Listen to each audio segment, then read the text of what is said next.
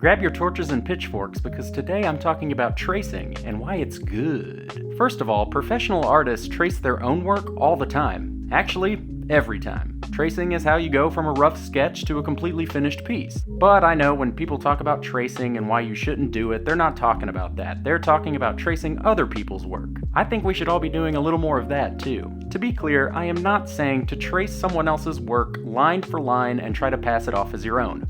That's stealing. Obviously bad. But tracing other people's work is an excellent way of studying new styles and techniques. Let's look at an example. This is in one of my sketchbooks. I have a shocking confession to make about this piece. Goku from Dragon Ball Z is not, in fact, my original character. I'm a fraud and a cheater. Aside from all the little extra dashes and dots around him, I completely traced this character. A lot of people would say, oh, so you didn't learn anything when you did this then? And I'd say, first of all, not every art piece has to be a learning experience. You can just make stuff for fun. But also, I learned a ton from tracing this. Even though I was tracing it directly, I still learned a lot about the spacing of the facial features, how they shaded the hair, the line weight, all sorts of stuff. Your brain doesn't just shut off when you trace, it still absorbs information. I learned that drawing stylized ears isn't that scary. Seriously, look at that. I can draw that myself. But the main thing this drawing gave me was confidence. Even though this wasn't my original work in the slightest, and even though I didn't place the lines or the shading or anything like that, my hand was physically able to make this. It may sound weird to say it like that, but that's a big barrier when artists start projects.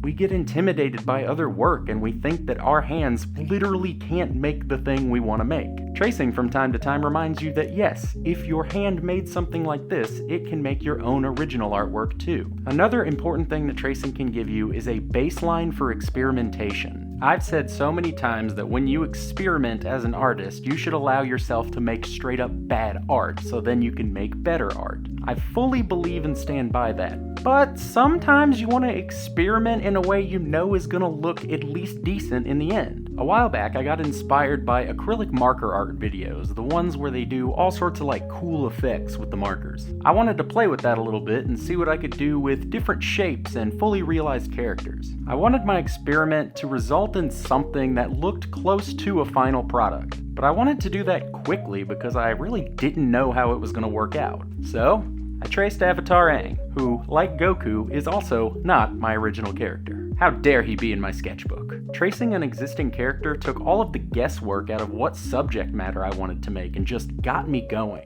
It was a very quick way to see that, yes, this works and I want to play with it more. And I was actually super inspired after finishing this because I think it looks awesome. And like the Goku drawing, I actually learned a whole lot about how Aang is structured before I even did the glow effect at all. And an object in motion stays in motion, so I kept going. So then I made this. Sure, it's not the most intricate drawing in the world, but it was a further step to mash two different acrylic marker effects together. I liked it, it kept me inspired, and I kept fine-tuning. How about we do some word art where we blend two different color combinations together? Hey, the word art worked and is actually still legible. Let's try to put a couple of those styles together and see what we can do. Funny enough, this one was inspired by people online getting a little too militant about what is and is not cheating in art. And tracing is definitely one of the biggest targets of that brand of internet gatekeeping. I wasn't even thinking of this video when I made this piece, but time is a flat circle. There's a good chance none of this experimentation would have happened if I didn't just trace those couple of characters. Hell, I might have not even made this thing if I didn't experiment with masking in that sketchbook.